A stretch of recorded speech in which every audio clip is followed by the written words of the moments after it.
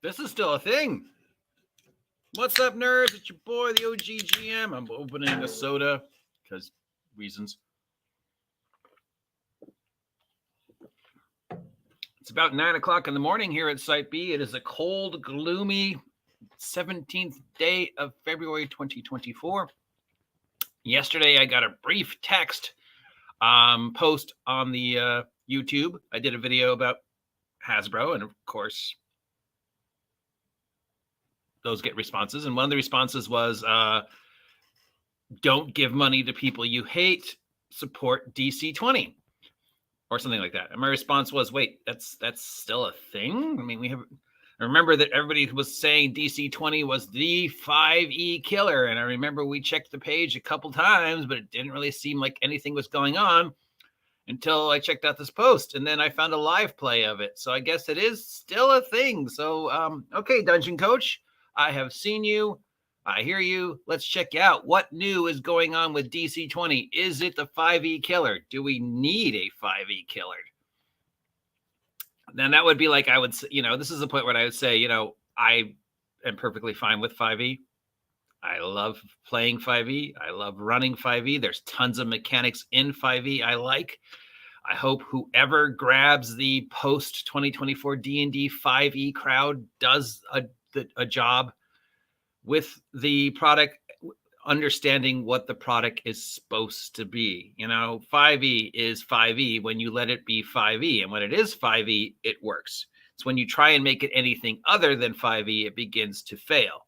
And plus, of course, the 5e politics have ruined any possibility of 5e ever getting a fair shake unless somebody else takes it and really just runs with it and makes something positive out of it and takes it away from the devastation that is Wizards of the Coast. And right now, the only company that seems to be really stepping up and understanding that is Tales from the Valiant from Kobold Press. They get what 5e is. Now, what do I mean by what is 5e and what isn't 5e? Okay, so if I was going to run a Thundar the Barbarian, He-Man, Saturday morning cartoon fantasy campaign, I'd use 5e. That's what 5e is. It's Saturday morning cartoon heroic fantasy. If I was going to run a Black Company, Conan type campaign, I wouldn't use 5e because that's not what 5e is. It's not a dark, grim, old school game. Sure, you can modify it to make it that, but then it's not 5e anymore. 5e works when it's 5e. So DC20 came out a while back and said they were going to be the 5e killer. And we checked their channel a few times, and it really hadn't been updated in months. I think April of last year. They have an alpha rules available for DC20. I think it's $14. Yep, $14. You want to send me a coach copy for me to review, Dungeon Coach? I would be more than happy to. It's got a Patreon, it's got a YouTube, it's got a Discord. They probably do a lot of the stuff on Discord, but the channel itself hasn't been updated in a long time. They do have a playlist on YouTube that I found. We can go check that out.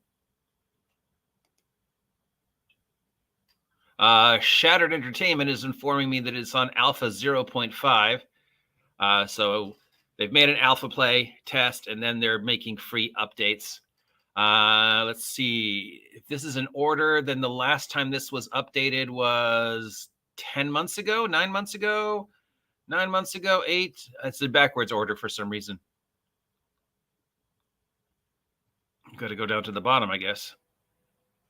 The last time it was streamed was 3 days ago, number 58. Okay, this one should be on top. I don't know why it's on the bottom unless it's my computer that's doing it last to first, which would be weird.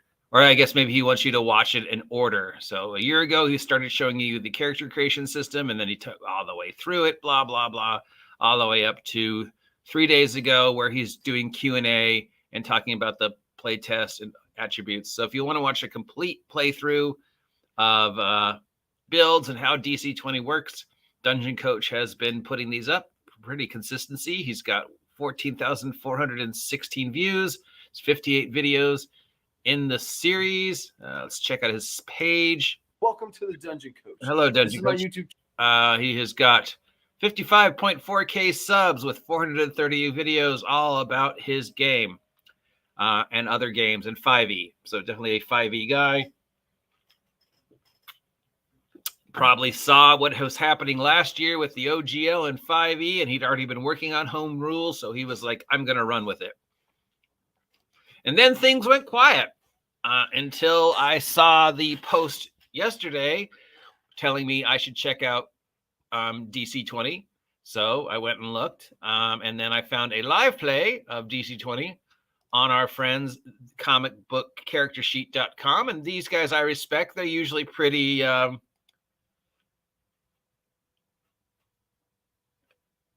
4 ability stores instead of 6. He really makes it unique. I guess Chattertainment has played it, or at least read it. You know, if there's a quick start that's free, I'll check it out. But that's $15 I don't have, unfortunately, right now to buy a game I'll probably never play, which unfortunately is in the position I am right now, which is why I don't know why people want me to make reviews. So here's our friends at the charactersheet.com. Like I said, you know, when it comes to reviews and people I respect and people who remain impartial and usually have good things to say, it's these guys, and they tend to respond to my posts. So that's rare, you know, that the comicbook.com actually thinks I have things worth saying, that they take time to go, hey, OGGM, you kind of made a really interesting post. I'll respond. So this is about a 45-minute run through of the combat system, and apparently they had a good time. Now, of course, with all the other things coming out right now, we're looking for the big shadow of doom that's hanging over all the games right now, which is the automatic hit. That has been floating around. Several of the games that we are coming out post OGL seem to be embracing the automatic hit. We know Daggerheart currently is embracing some version of automatic hit.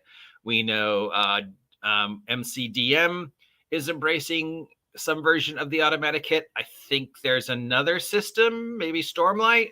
But I know there's a couple systems that have jumped on this bandwagon. And some people, well, 90% of the people think it's a dumb idea. Some people are okay with it. And there's like 5 who are like, yeah, this is great. It gives me something to do every round. I know that I'm automatically hitting. It's like, technically, no, not really. If you actually get into the system, you're not automatically hitting. You're just always doing something. And if you're of the mindset that this is a round I can't do something, well, then you're probably not really getting it. Let's see, there's something I don't like about the system. The things I like about it are way things I don't like. I really can't stand it. Like the automatic hit.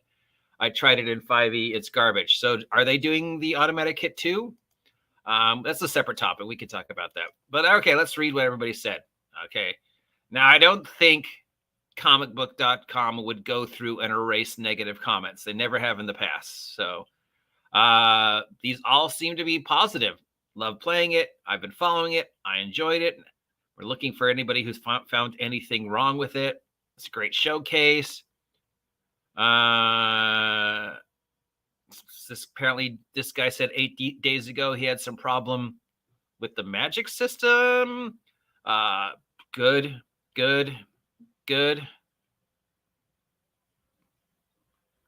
Apparently, they were playing characters named Fabio the Charisma Barbarian. So obviously, a little sense of humor, a little goofiness. A little over the topness, you know, the kind of thing that, oh, we don't want that goofiness in our OSR, OGL type games. We never played like that in the old days. I never had a character with a silly name. Yes, you did. You know that's a lie. Positive.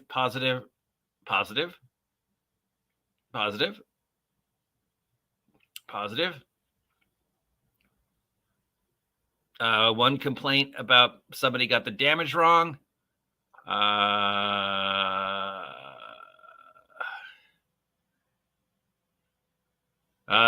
Here's a complaint from 8 days ago about the action point system. So I guess it uses action points in some form. Yeah. Oh, they're using the automatic hit mechanic too. Okay. Yeah. Oh.